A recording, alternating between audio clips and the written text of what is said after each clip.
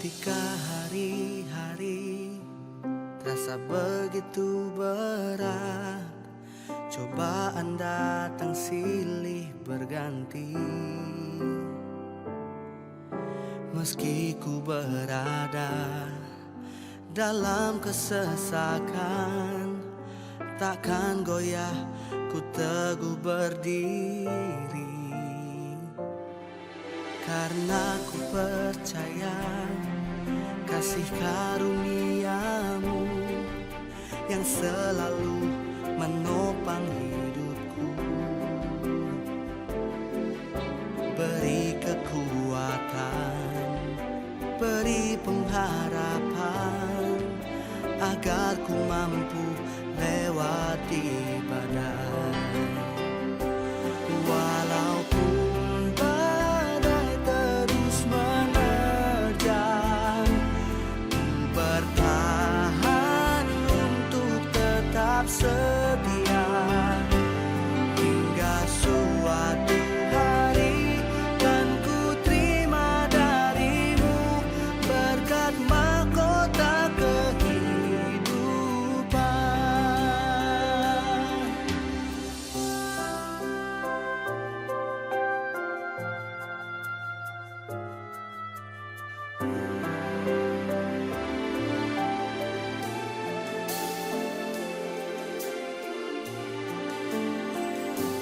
Karena ku percaya kasih karuniamu yang selalu menopang hidupku. Beri kekuatan, beri pengharapan, agar ku mampu lewati badai.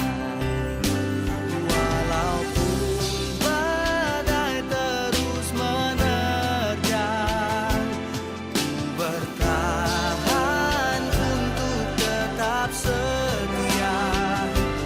Hingga suatu hari kan ku terima darimu berkat mahkota kehidupan.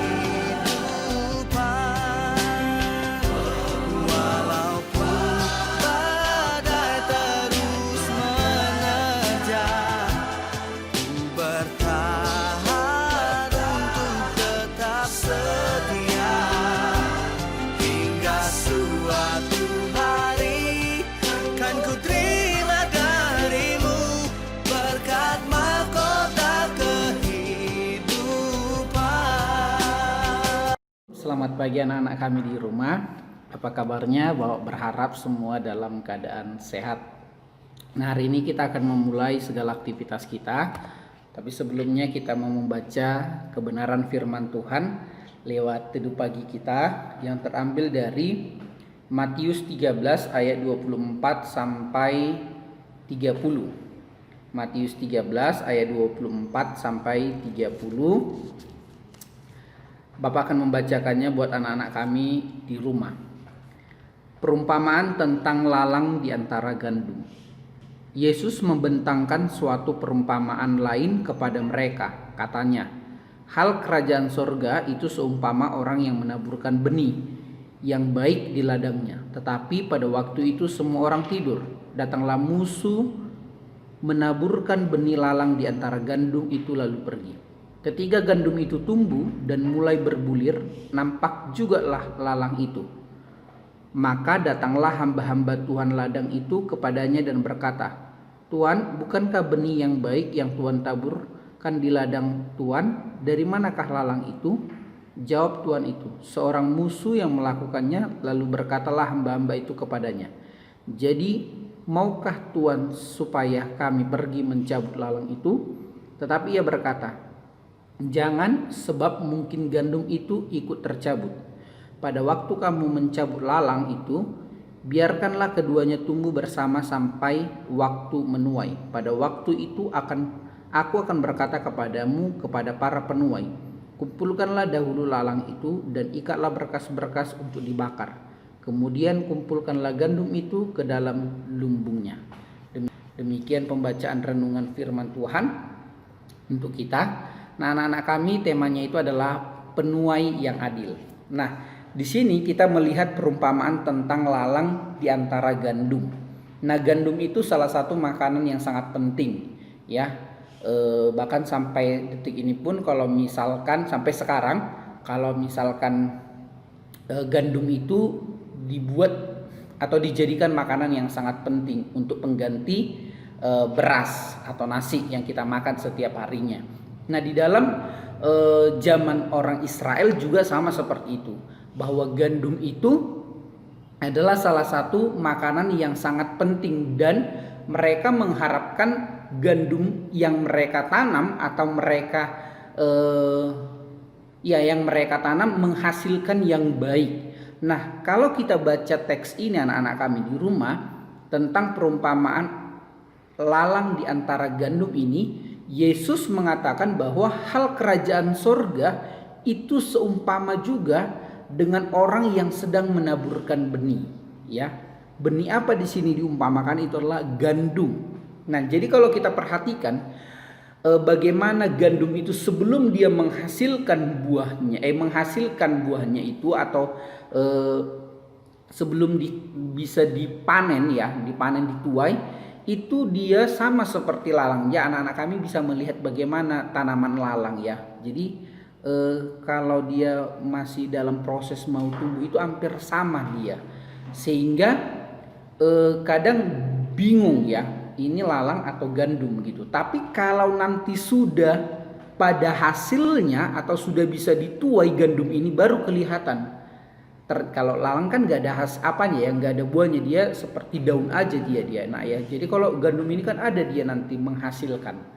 Nah, jadi kelihatan nanti ketika prosesnya tumbuhnya atau sudah mulai dari benihnya menghasilkan sampai kepada buahnya, sampai kepada hasilnya, nampak kelihatan lalang dan gandum. Dan disitulah mana yang lalang yang harus dimusnahkan, mana gandum yang harus dihasilkan atau diproses hasilnya, kira-kira demikian. Sehingga kalau kita lihat anak-anak kami di rumah, ketika itu terjadi atau perumpamaan itu di ayat ini, ayat 24 sampai 30 ini, Yesus sendiri mengatakan bahwa jangan dicabut, biar bertumbuh bersama-sama. Nanti kalau sudah tumbuh bersama-sama akan kelihatan mana yang menghasilkan, si gandum atau lalang. Dan disitulah kita akan bakar lalang ini, dan gandum itu akan dimasukkan ke dalam lumbungnya, akan diproses.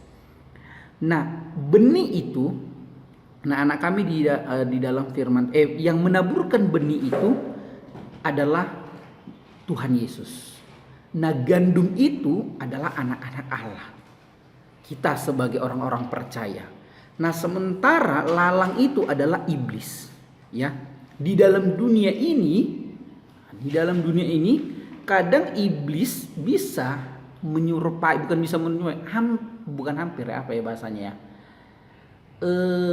seperti gandum lalang itu, ya, ketika mau tumbuh, ya kelihatan dia berdoa, kemudian baik, tapi ketika nanti sudah kelihatan prosesnya, ternyata itu bukan gandum, dia adalah iblis.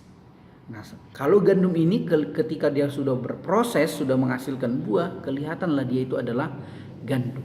Tadi Bapak diumpamakan itu, gandum itu adalah iblis, lalang itu adalah iblis, gandum itu adalah anak Allah. Nah, di dunia ini kadang kita nggak tahu mananya ini anak Allah, mananya ini orang percaya, mananya ini orang yang memang pura-pura percaya kepada Tuhan. Tetapi yang akan membedakan itu adalah hasilnya, buahnya, ketika mengalami proses di dalam kehidupan. Sehingga Yesus pun membiarkan. Sebenarnya Yesus bukan tidak sayang kepada anak-anak, kepada orang-orang pengikutnya atau orang percaya, sehingga dia biarkan iblis merajalela di dunia ini. Enggak.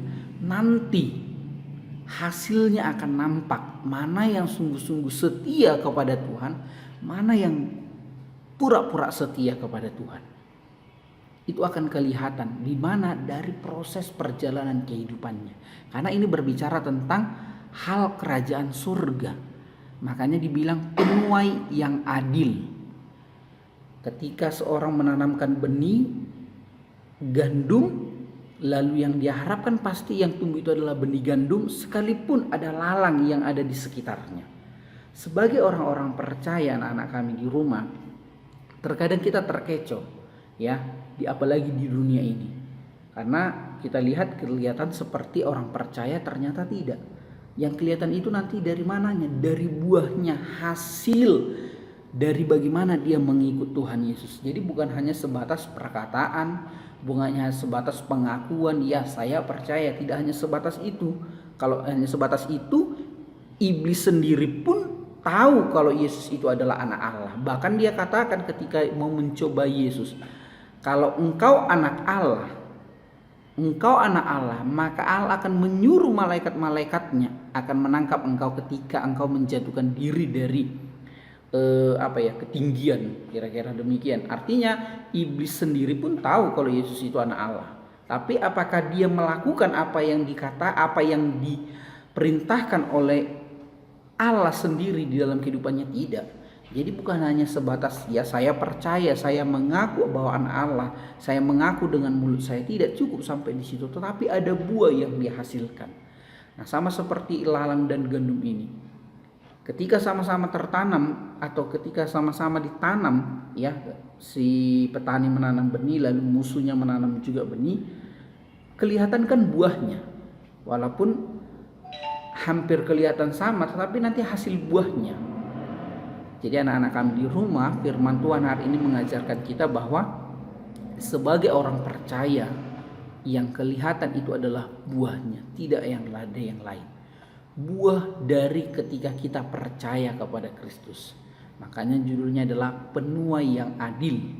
Dia akan mendapatkan hasil dari apa yang dia tanam. Demikianlah untuk firman Tuhan pada pagi hari ini kepada kita. Biarlah Tuhan Yesus yang tetap menolong dan menyertai kita. Kita bersatu di dalam doa. Terima kasih Tuhan Yesus untuk firman-Mu yang telah kami dengar.